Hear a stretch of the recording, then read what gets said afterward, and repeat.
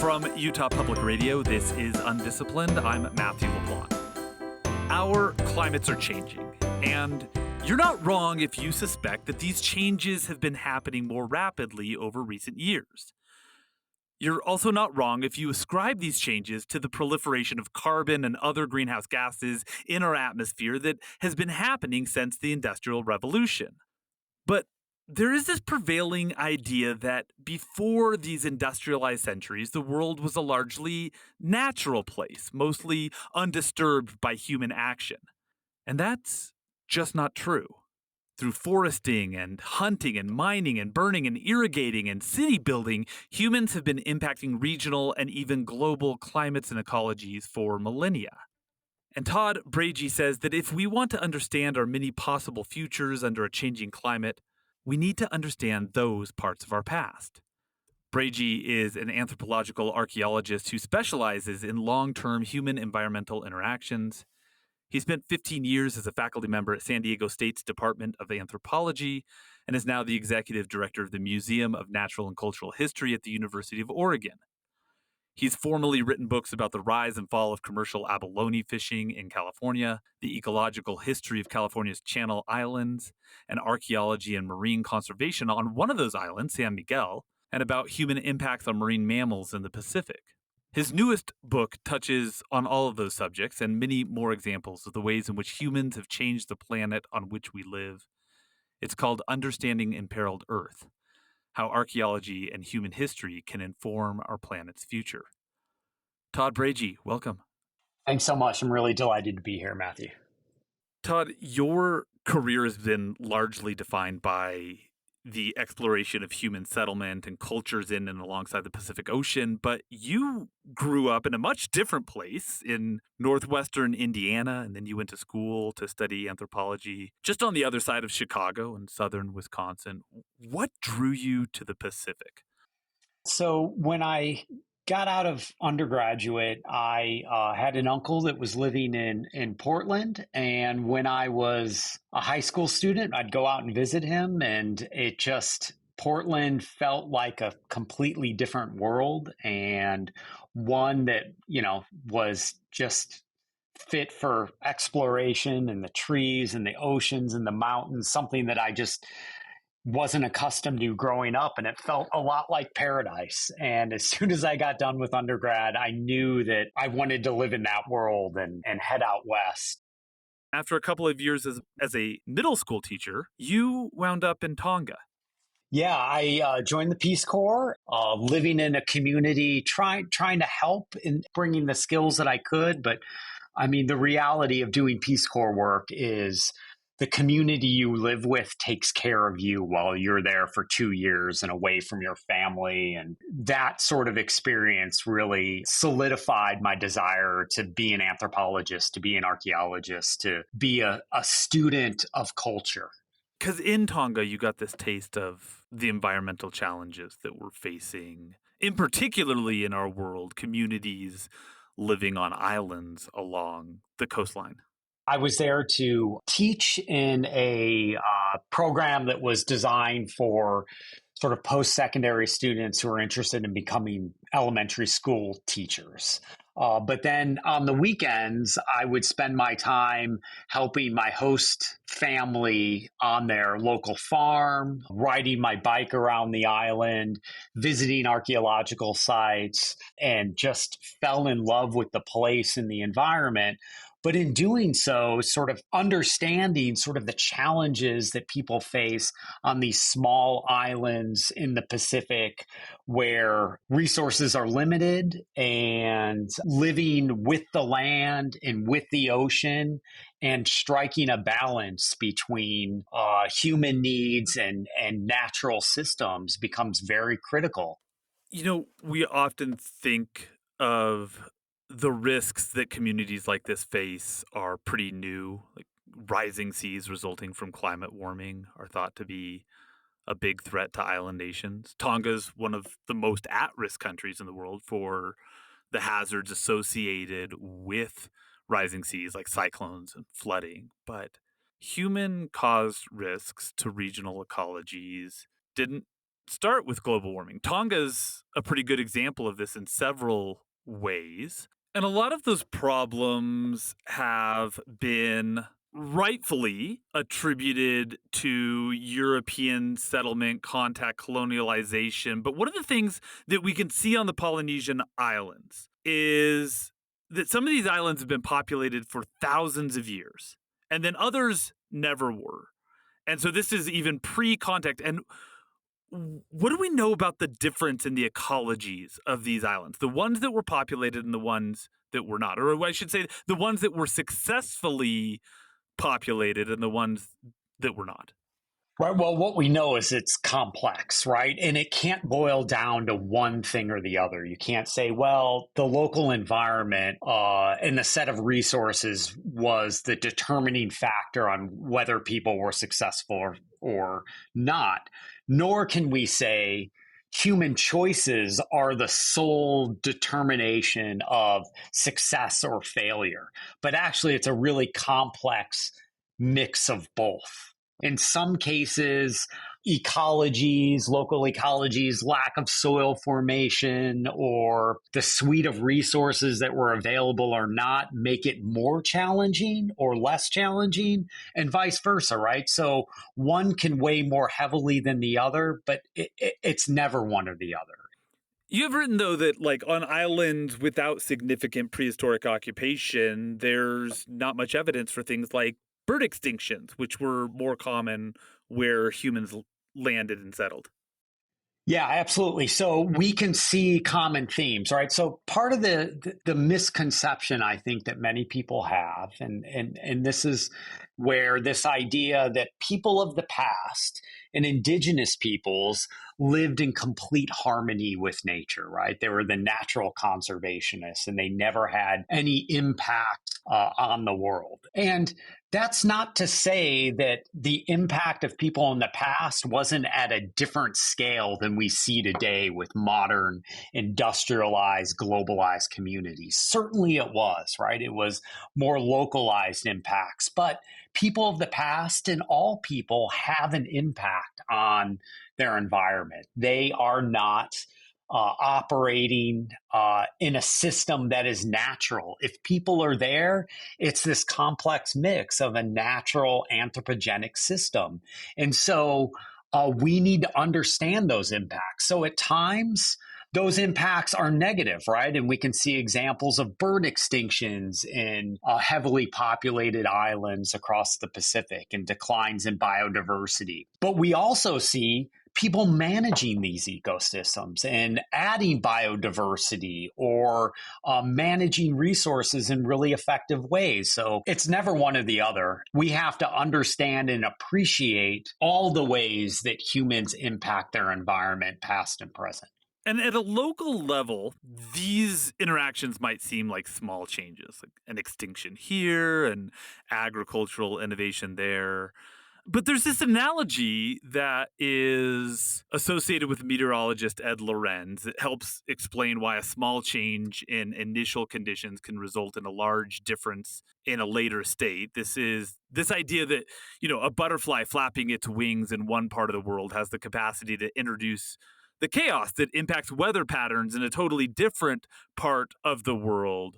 We call this the butterfly effect. I think people appreciate this, but for some reason, I suppose we don't always recognize that every species that we've hunted or polluted into extinction, or every fish gate that we have built, or, every agricultural innovation that we bring from one place to another has the capacity to change global ecology in similarly trophic ways. And that has been happening for thousands and thousands of years.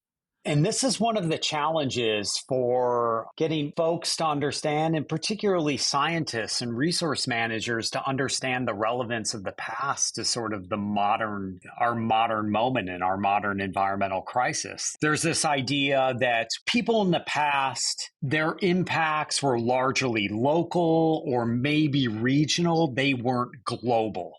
So it's not something we have to deal with.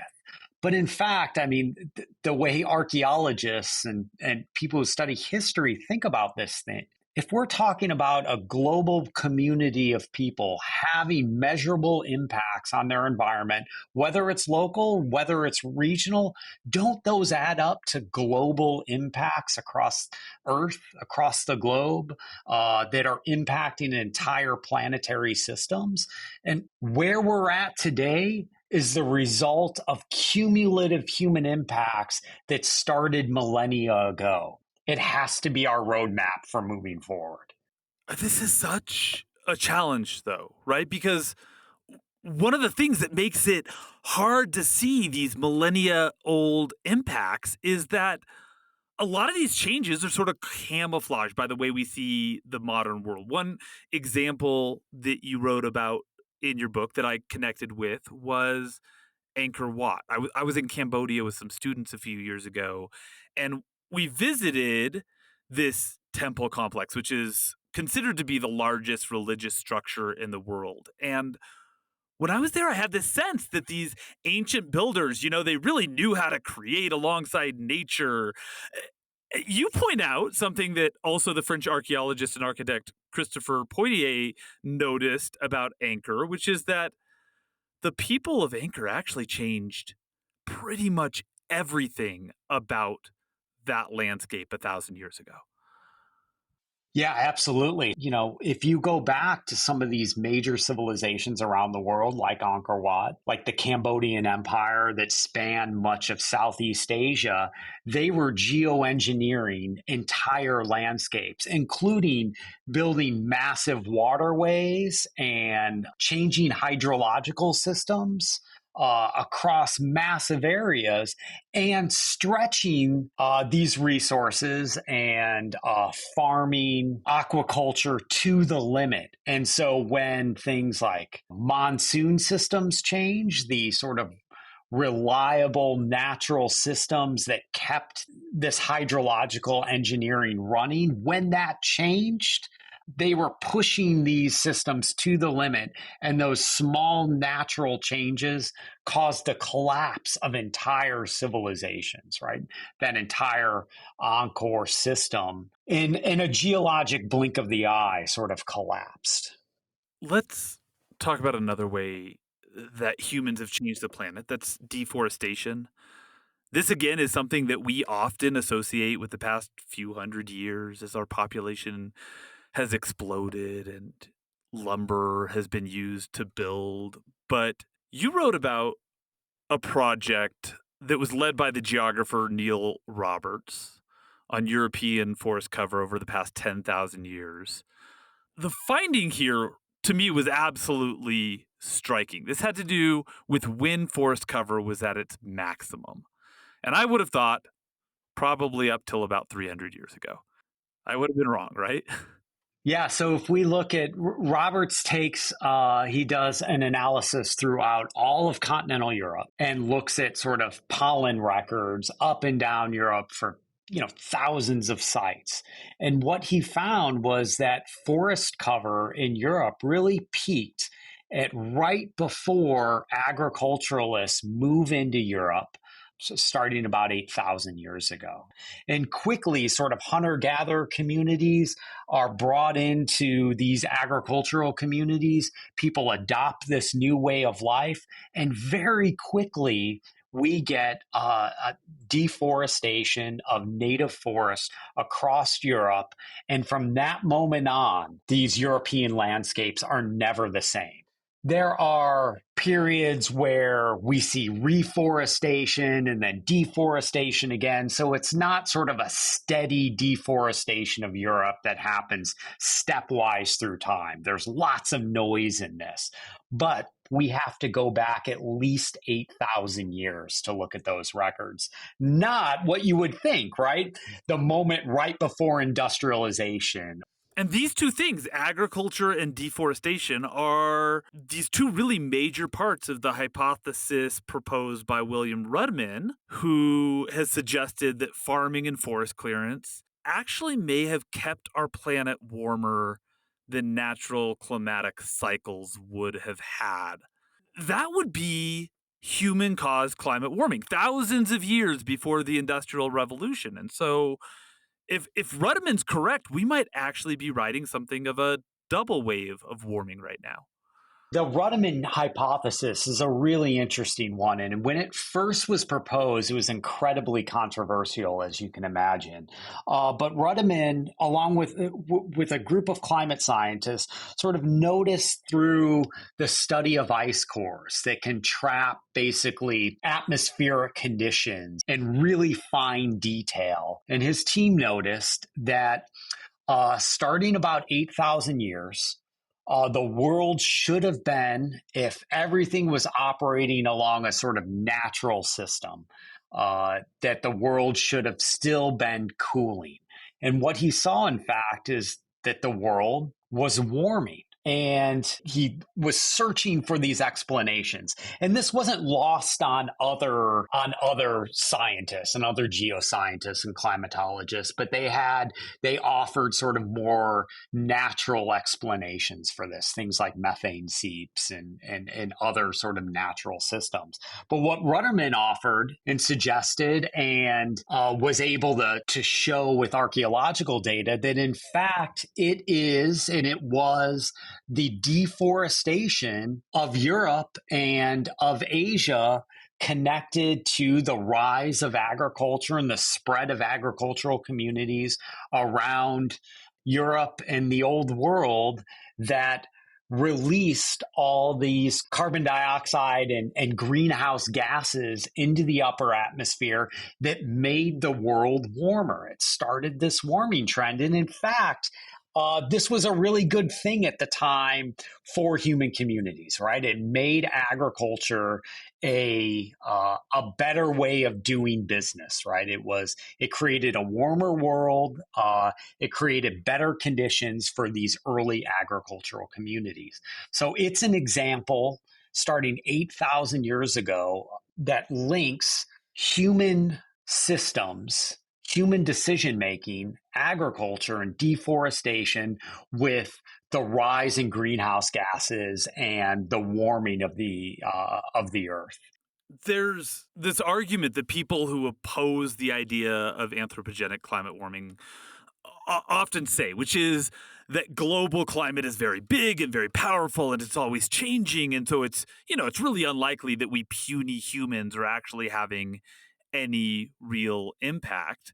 What your book suggests, what this research that you've been talking about suggests, is that humans have been changing the climate for 10,000 years, for thousands of years.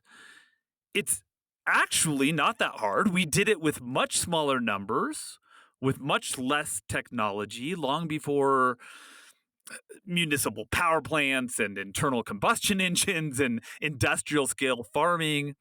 So it shouldn't actually be all that hard to believe that as we approach 9 billion people on this planet, we could be having an impact. Clearly, we need to get comfortable with this idea that people are global ecosystem engineers. The conversation we really need to be having is not whether humans are having an impact on these global systems, but what we should or should not be doing about it, right? I mean, that is the political conversation we can have, right? That the science really is undeniable. But the next conversation needs to be, okay, knowing all this, what do we want to do about it? And what the past tells me and what these records tell me is that, well, we can understand the scale of impact. We can calculate how much deforestation was happening in the past, what the impacts in terms of global temperature were, and then we can build plans for reforestation, for ways in which we can combat this acceleration in greenhouse gases and reverse course and fix these problems that we've created. We can't let these challenges that seem overwhelming prevent us from action. There are things that we can do, and there are ways that we can address these problems. You started your career as a middle school teacher in Portland, Oregon. That only lasted a few years before you headed off to Tonga, but I'll bet you still feel connected to middle schoolers. These people of this age are such bellwethers. Um, and right now, surveys across the globe suggest that children and teenagers are devastatingly concerned and scared for their futures, even to the point that it's impacting their mental health. I'm wondering what you think a 10,000-year view of human impacts on the earth would potentially do for people of that age if it became a more common way to talk about what we are facing right now.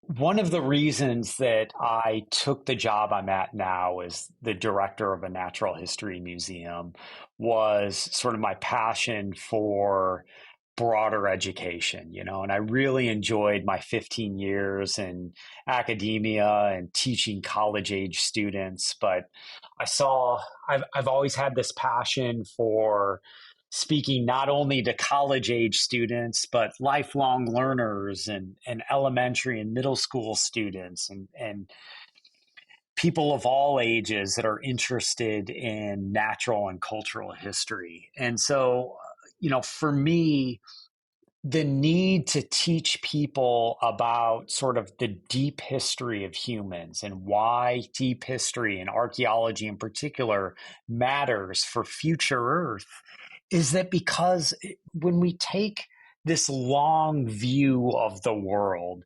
I really do believe it can relieve and alleviate some of that strain and provide hope that things can change and we can make things better and that there's always something we can do. And one of the examples I like to give is when the telephone was invented, right? And people started to have telephones available to them in their house. People were very concerned it was going to be the end of human social relationships, right? In-person social relationships, that people were going to have all their communication over the telephone. They're not going to need to get together and be social. And it was this technology or this moment that was very scary for folks, right? And we look back on that now and say, well, that was silly. That didn't replace anything. People adapt and change. And in fact, now we have new technologies and we have similar sort of worry and consternation over. But if we take the long view, we can sort of understand that people have been dealing with challenges for millennia. They've faced incredible odds to environmental challenges, social challenges, and have found ways to overcome. In some cases, we have examples where people fail and stumble and new solutions are built. Others, people find quickly positive solutions for their challenges, but things march on. For me, history in this long view of the world helps people think creatively about how to move forward. And in positive ways, we can find ways to work together to make the world a better place. And if we're going to vision that world, if we want to know what that world is going to look like, and if we're going to come to an agreement on the world we want to live in and how to create this biodiverse, sustainable, resilient world, it has to be the lessons from history that help guide that, because we don't even know what's possible unless we look to the deep past. Like how can we know what our options are? I try to tell folks, I want to be very clear. We're not going to go put the world back to what it once was. That's a fallacy.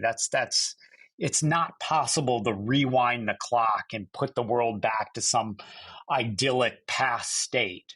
But what we're trying to do is find, well, what did the world once look like? And what do we want the desired future conditions to be? And how can we get there? And in many ways, I think the past is one of our really important guides. That's Todd Braje. He's an anthropological archaeologist who specializes in long-term human-environmental interactions and the executive director of the Museum of Natural and Cultural History at the University of Oregon. His new book is called Understanding Imperiled Earth: How Archaeology and Human History Can Inform Our Planet's Future. Todd Braje, thank you. Thank you so much. It was really a pleasure. It was great talking to you. UnDisciplined is a production of Utah Public Radio, and if you happen to live in Utah, you can listen to us on UPR every Thursday morning at 10:30. If you miss us then, you can listen to every episode of UnDisciplined wherever you get your podcasts. Our program is supported by the College of Humanities and Social Sciences at Utah State University, and from listeners like you, you can support our work at donate.nprstations.org/UPR. Our producer is Reagan Edelman. Our theme music is Little Idea by Benjamin Tissot. And I'm Matthew LaPlante. Thanks for listening. Now go have big ideas.